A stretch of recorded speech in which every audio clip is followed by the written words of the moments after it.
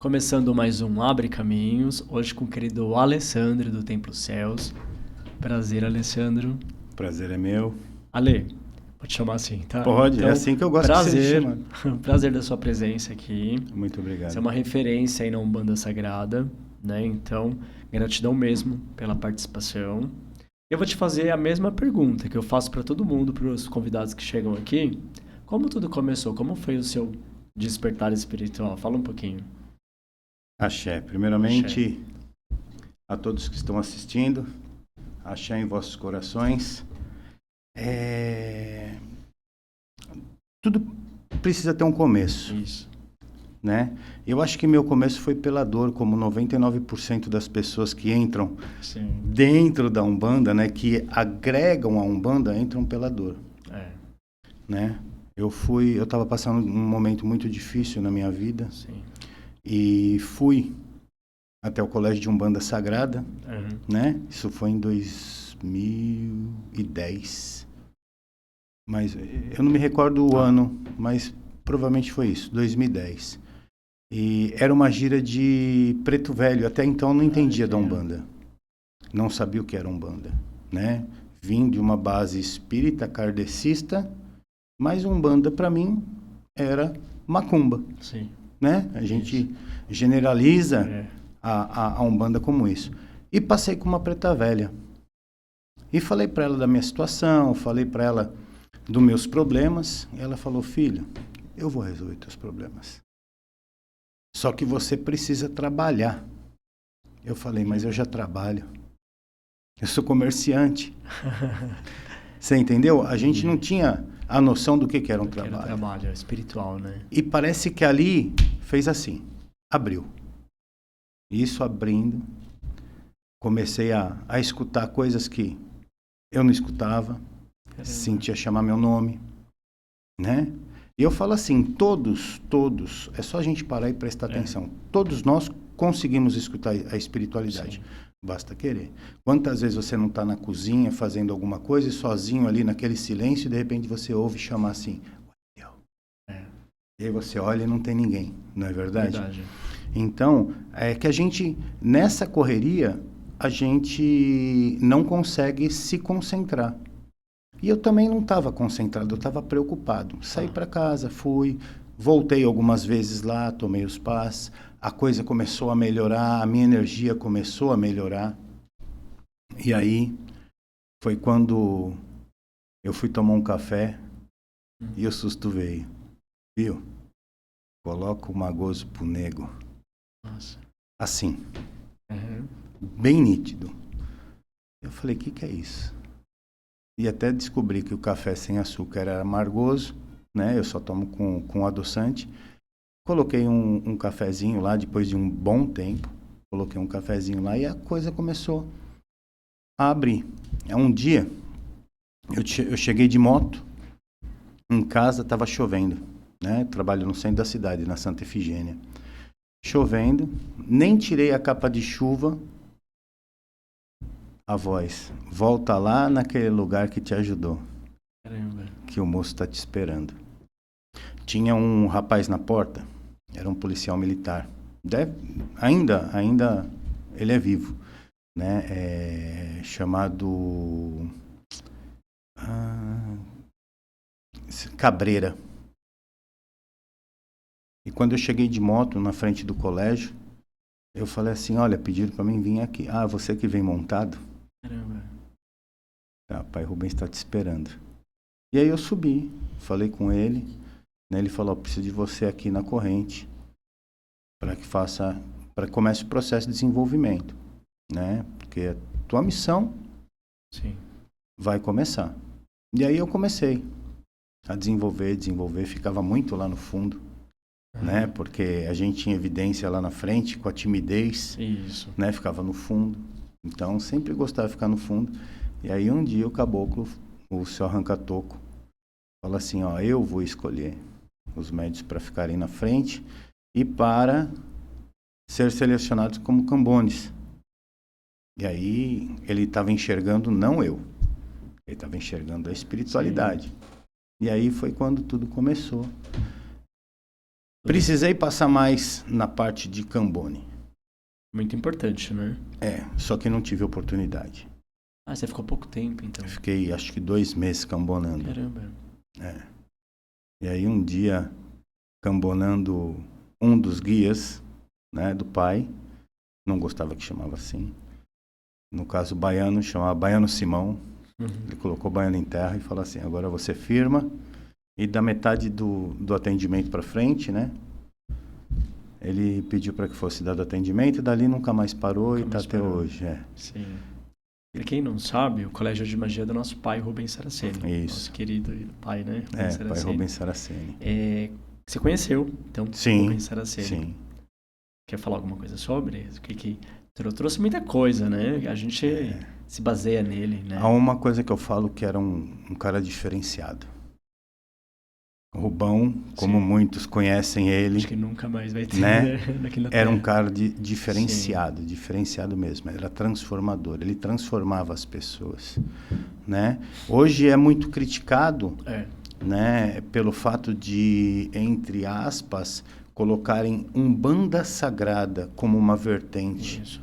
Isso nunca foi uma vertente, né? É que para pai Rubens, a Umbanda era sagrada. Sim. E ele levava aquilo como sagrado.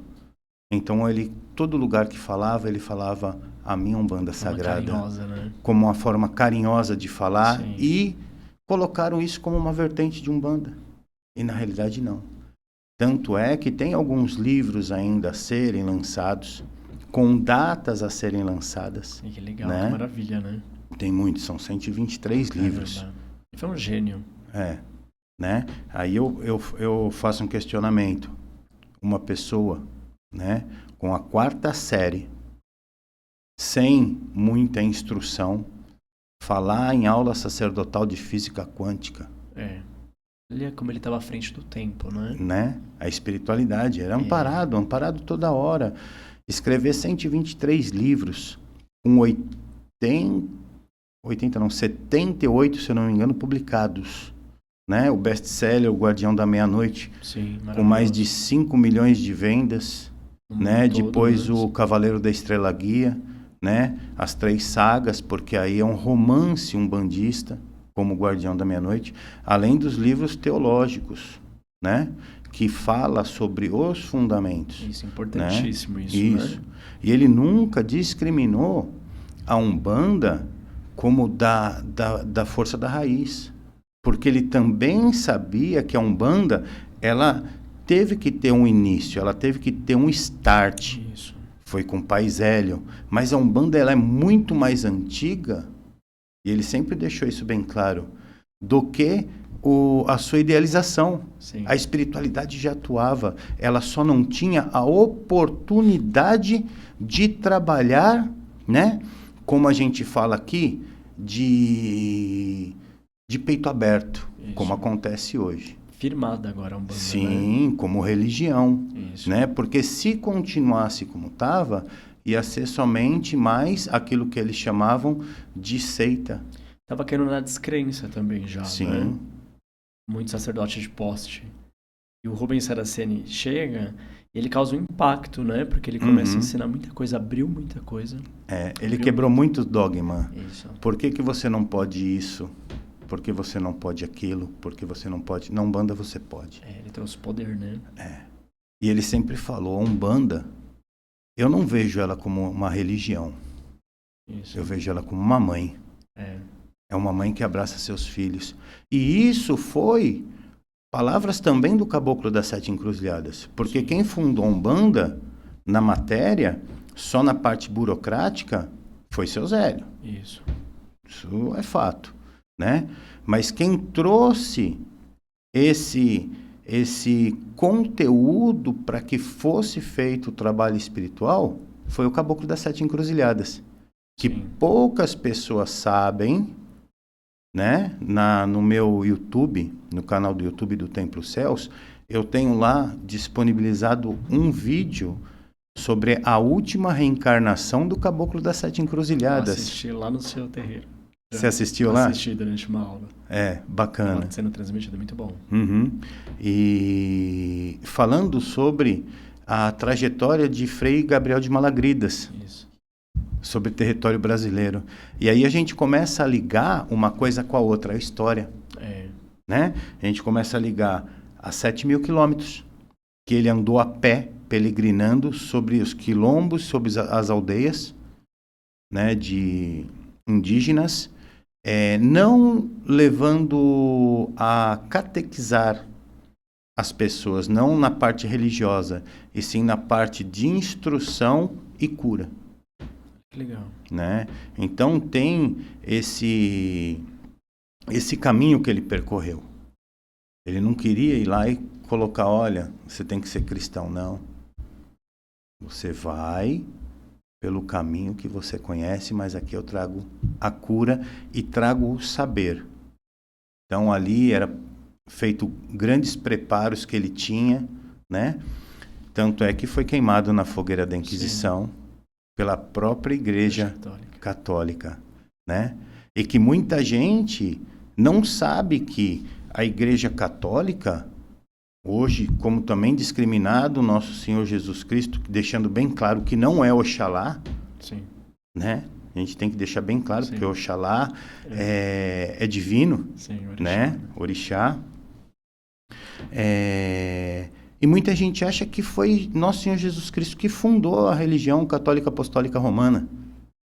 E se a gente for buscar na história... Isso, fundamentar, né?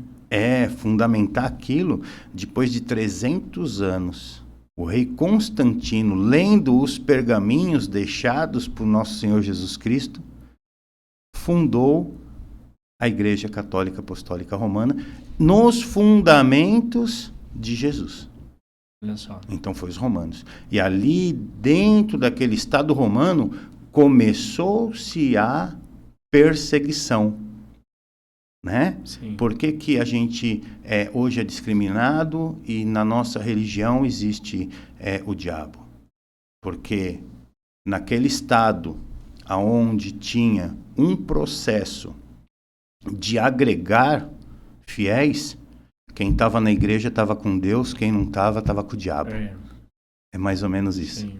Né? Tanto que tem uma igreja ainda na Itália chamada Igreja São Lúcifer. Nossa. Sabia. Igreja São Lúcifer. E aí minha caminhada, né? Vamos voltar para a caminhada novamente, que a gente perde o rumo, né? Vai falando, é bacana, é bacana. Eu comecei a dar atendimento em casa. Em casa? Em casa. Acho que quase todo mundo começa em casa, né? Eu acho que 100%. Não tem 99%, 100%. O cara não vai falar assim, eu vou abrir um terreiro e prum. Não. Não, porque quem pede é a espiritualidade. Né? Não é a gente que escolhe. E aí, se fosse perguntar para mim, olha, se fosse vontade sua de montar um terreiro para agregar médium, você montaria? Não. Mas não é minha vontade. É vontade do Pai. E se o Pai pediu, eu vou cumprir porque Ele me ajudou muito. Isso que eu ia te perguntar, muda muita coisa? Muda. Depois da caminhada. No sacerdócio, aí, porque você começou como médium, quando você aceitou esse chamado, né? Vamos falar assim. Sim. Alessandro, depois do sacerdócio. Do curso, você fala? Depois de assumir mesmo, assim, assumir como sacerdote. A transformação na sua vida, você consegue perceber? Durante o percurso mediúnico, já começa a se transformar. Né? É com tanta leveza que quando você passa para um estágio de dirigente, é completamente diferente. E ali sim você começa a ser orientado a trabalhar. Porque existe a função do sacerdote, existe a função do pai e do zelador. Olha que legal. Quer falar um pouquinho sobre? Bem resumidamente. Falo. É muito interessante isso. O pai, que é conhecido como pai de santo, ele tem o papel do quê? De cuidar. O pai, ele tem o papel de ensinar o nenê a gatinhar, ao nenê andar, ao nenê falar papai e mamãe. E o que é o desenvolvimento mediúnico? É a função de um pai. Isso. Um pai acolher, abraçar, fazer com que seu filho ande, se lapide, transforme. Não é isso? Isso. Isso é um pai de santo, é a função do pai de santo. Um sacerdote, ele é um sacerdote quando está na função incorporado com seu guia perante a uma corrente, abrindo um portal mediúnico e dando a sustentação e o atendimento necessário, levando o acalanto a quem precisa, né? E o zelador zela pelo espaço. Ele vai lá, eu falo que a responsabilidade é minha. Sim. Eu não cobro o médium para ir fazer a limpeza, apesar do espaço. Por quê? A missão não é minha? Isso. Não é do filho. Então, o pai, quando está ensinando o filho a andar, ele não vai ensinar o filho a limpar a casa. Ele vai ensinar o filho a manter a ordem da casa, mas não a limpar a casa. E, lógico, a gente tem os voluntários que vão lá porque o espaço é muito grande, né? E uma gira onde frequenta mais de 350, 400 pessoas entrando e saindo, suja escada, suja salão, fora os médios que estão dando atendimento. Então eu peço sempre uma ajuda, né? Mas isso somente uma vez por mês, na última quinta-feira. Sim. Porque os outros dias, a minha esposa Rose, que é a mãe Rose da casa, ela que vai fazer a limpeza e muito poucas vezes eu vou ajudá-la a fazer a limpeza.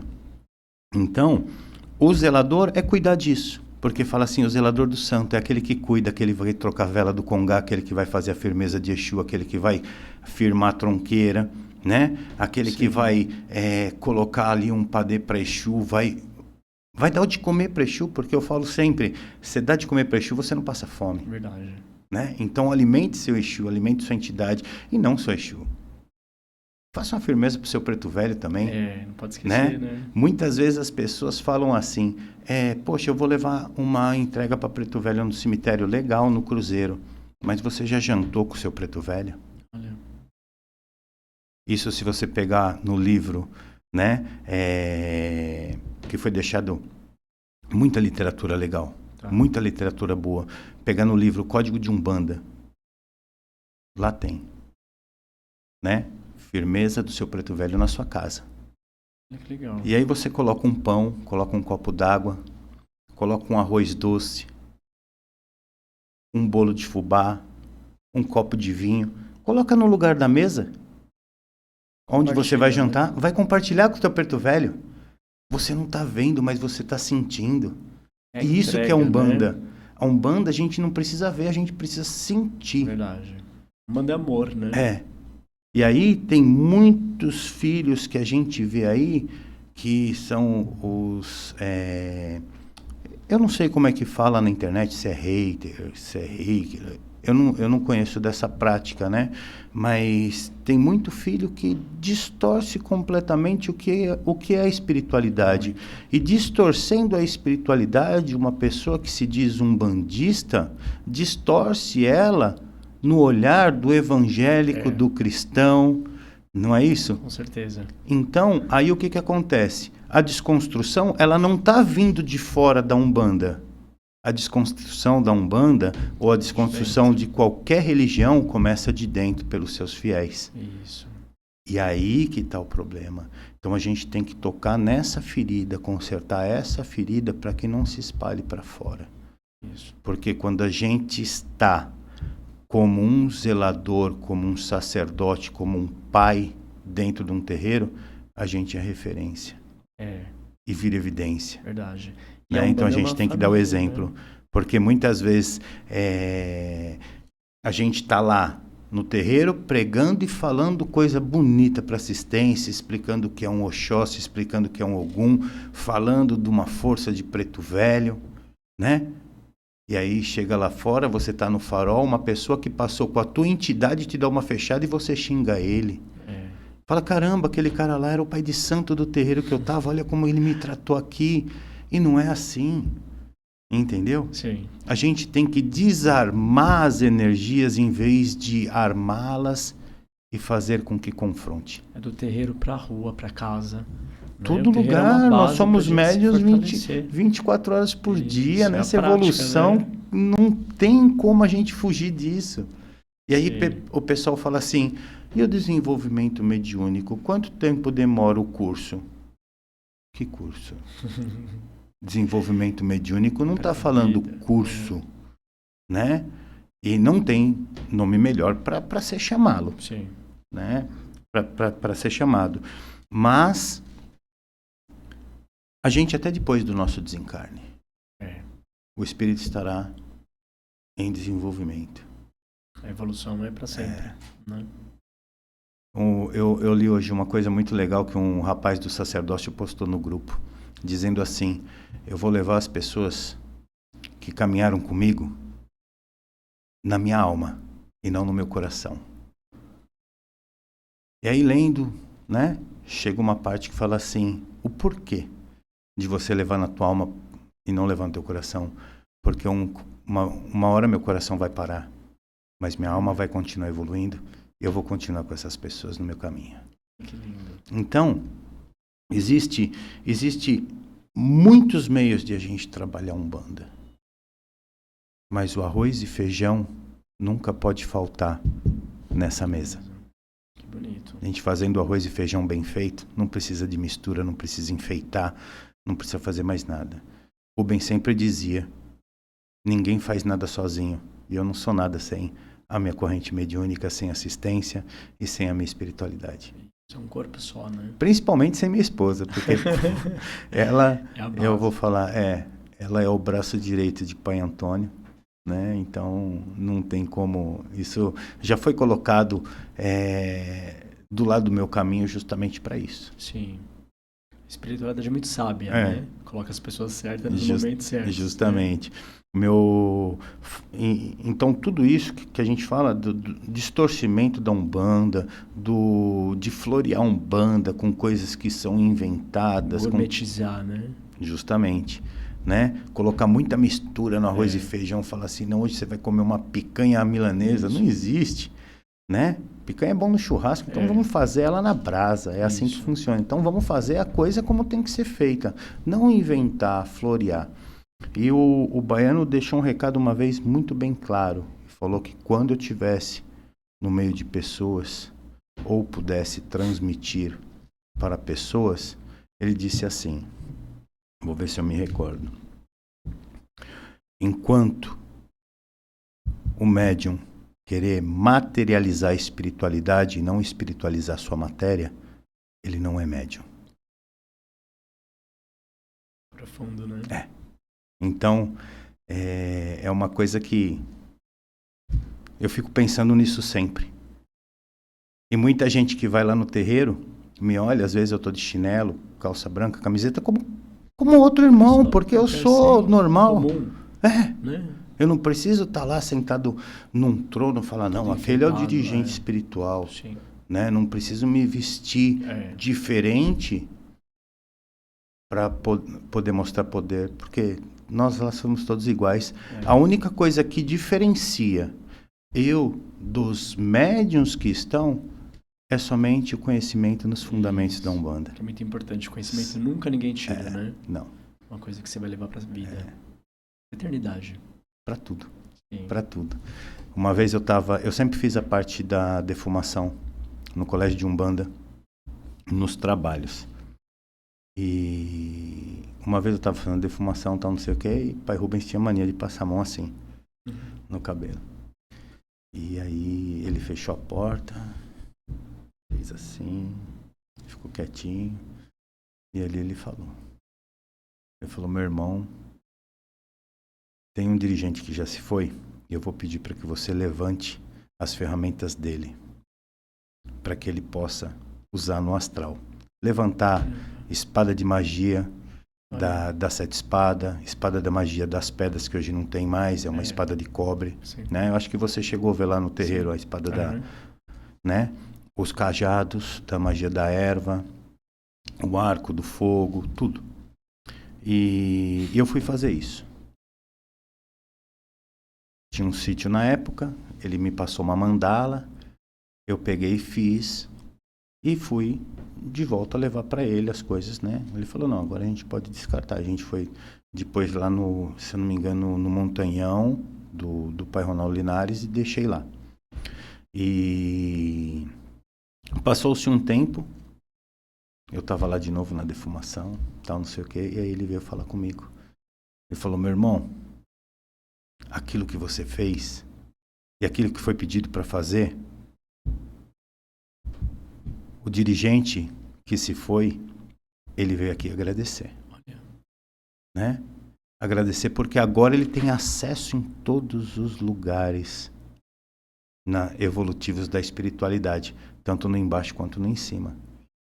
Então ele pôde, né, através das ferramentas imantadas aqui, mas presas ao mundo material e levadas ao mundo espiritual, através da força. A magia, já pegando gancho nisso que você está falando, Alessandro, a magia divina que nosso pai Rubens materializou aqui, né, que ele canalizou aqui conjuntamente com suas forças, foi o calo da Umbanda Sagrada? Você considera ao Não. mesmo tempo que foi porque assim, no sentido de julgamento para fora, porque tá dando poder para as pessoas, né? Muito aberto que antes não era bem velado. Com a magia você tem acesso.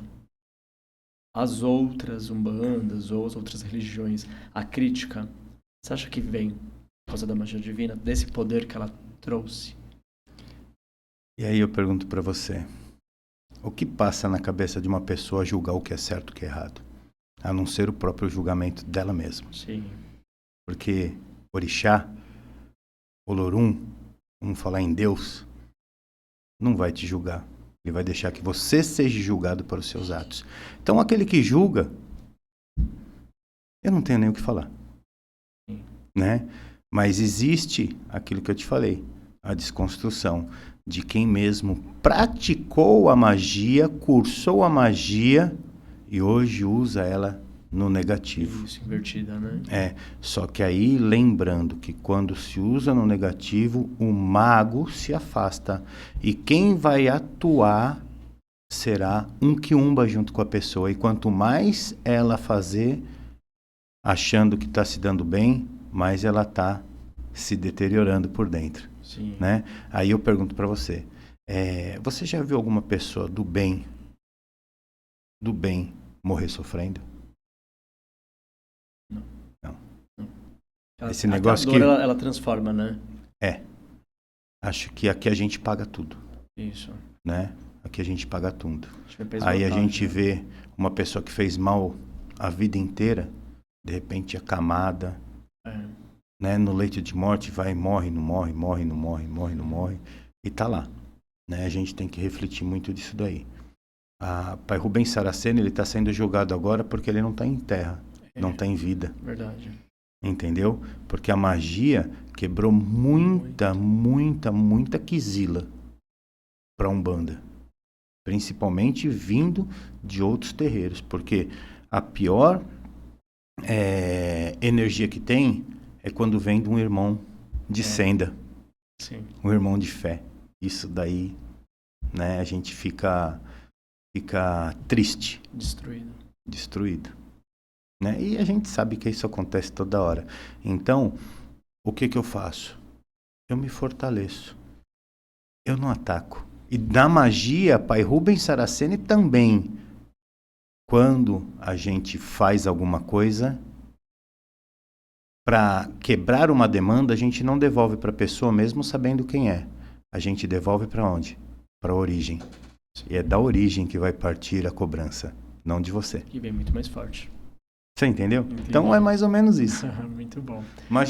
A magia é tudo. A magia é maravilhosa. Eu me simpatizo muito com o fogo, né? O fogo, para mim, é uma das principais magias, assim, com força. Sim.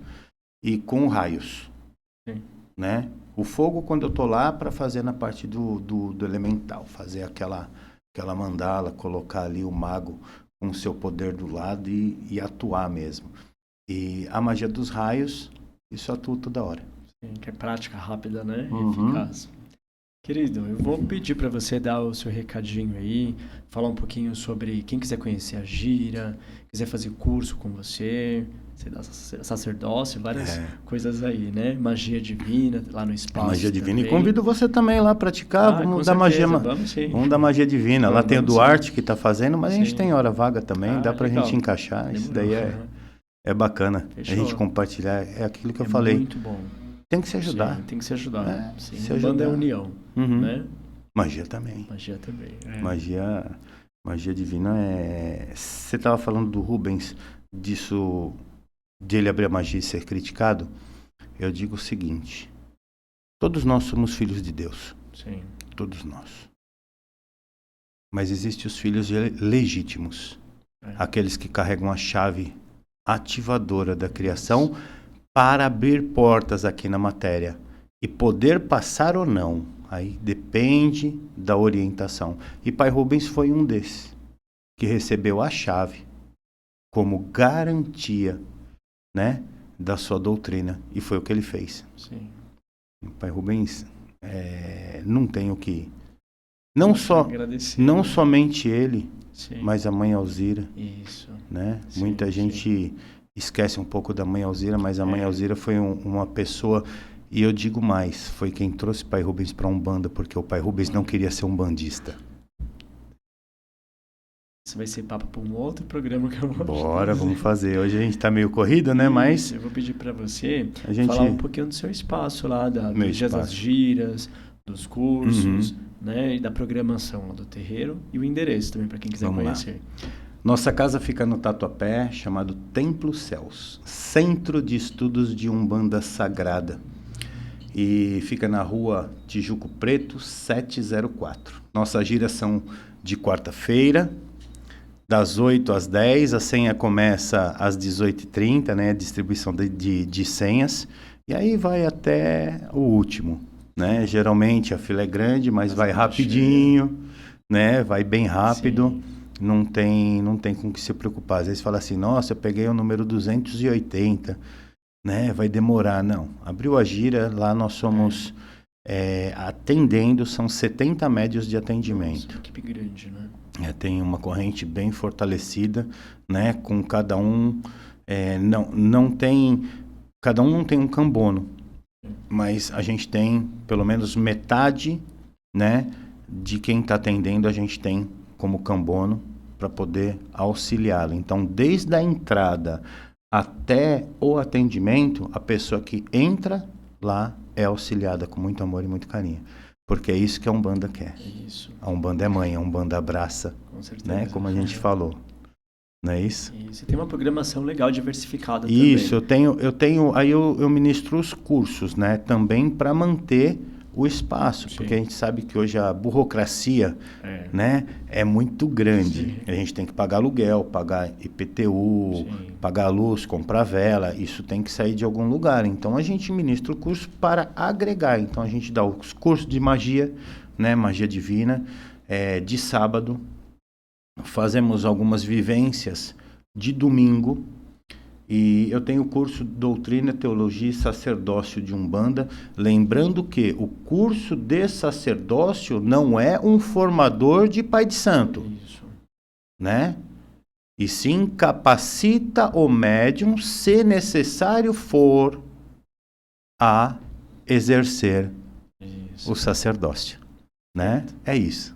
Gratidão, querido. Axé. Axé, Wendel. Axé, gratidão. Muito obrigado pela oportunidade. Prazer é meu. Gratidão. Axé.